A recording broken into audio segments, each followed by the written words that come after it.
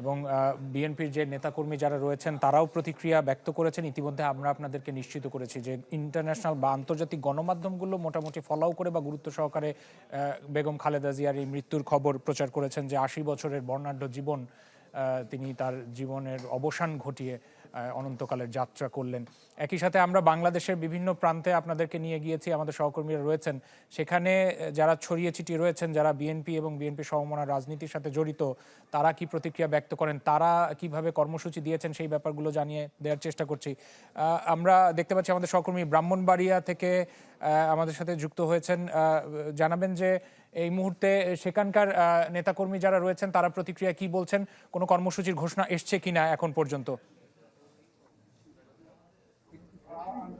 জি রাশেদ, আপনি যেমনটা জানেন যে আজ ভোর ৬টায় রাজধানীর এভারকেয়ার হাসপাতালে মৃত্যুর কোলে ঢলে পড়েন দেশের সাবেক তিনবারের প্রধানমন্ত্রী বেগম খালেদা জিয়া, এবং তার মৃত্যুতে কিন্তু তার যে দলীয় নেতাকর্মী সহ দেশের মানুষ কিন্তু এখন অনেকটা শোকার্ত অবস্থায় রয়েছেন। এবং তার মৃত্যুর খবর ছড়িয়ে পড়ার পর থেকে কিন্তু ব্রাহ্মণবাড়িয়া শহরের পুনিয়াটস্থ যে জেলা বিএনপির কার্যালয় রয়েছে সেখানে কিন্তু সকাল থেকে যারা নেতাকর্মীরা রয়েছেন তারা কিন্তু ভিড় করছেন এবং প্রত্যেকে কিন্তু শোকার্ত। এবং আজ সকাল থেকে কিন্তু তারা কেন্দ্রীয় কর্মসূচির অংশ হিসেবে কালো বেজ ধারণ করেছেন এবং দলীয় কার্যালয়ের সামনে জাতীয় পতাকা এবং কালো পতাকা উত্তোলন করা হয়েছে। এরপরে কিন্তু মূলত যে আলোচনা, কুরআন খতম এবং দোয়া মাহফিলের কিন্তু আয়োজন করা হয়েছে।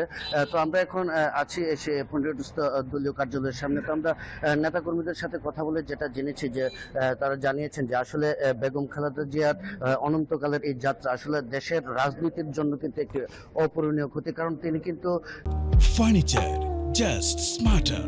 JMG Furniture.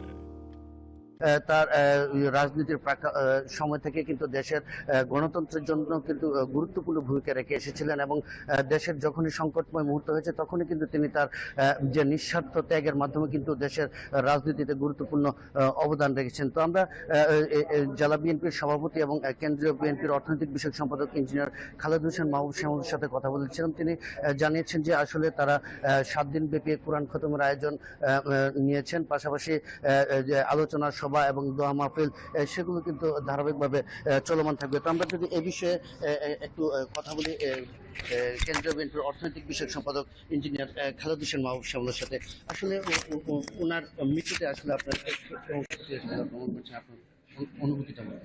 অ্যাকচুয়ালি দেশের মধ্যে বেগম খালেদা জিয়া শুধু আমাদের দলের নেত্রী ছিল না, এই দেশের গণতন্ত্রের মা ছিল।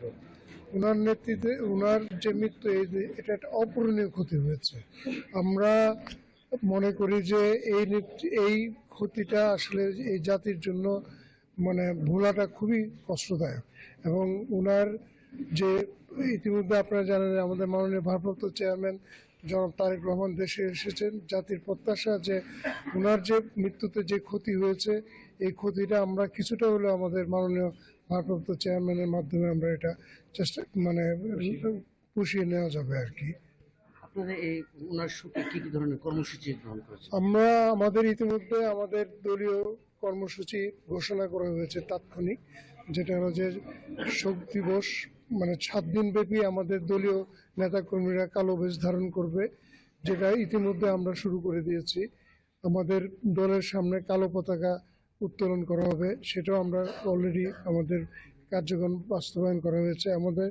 এবং 7 দিন ব্যাপী কোরআন খতম করা হবে নেত্রীর এই শোককে কেন্দ্র করে, যেটা আমরা ইতিমধ্যে আমাদের প্রস্তুতি নেওয়া শুরু করেছি। এবং আমরা একটি শোক বই রাখবো, যেটা মাধ্যমে সুশীল সমাজ, সাধারণ মানুষ তাদের অভিব্যক্তি প্রকাশ করবে, সেটাও আমরা সেই ব্যবস্থা আমরা অংশগ্রহণ নেওয়া শুরু করেছি। ধন্যবাদ।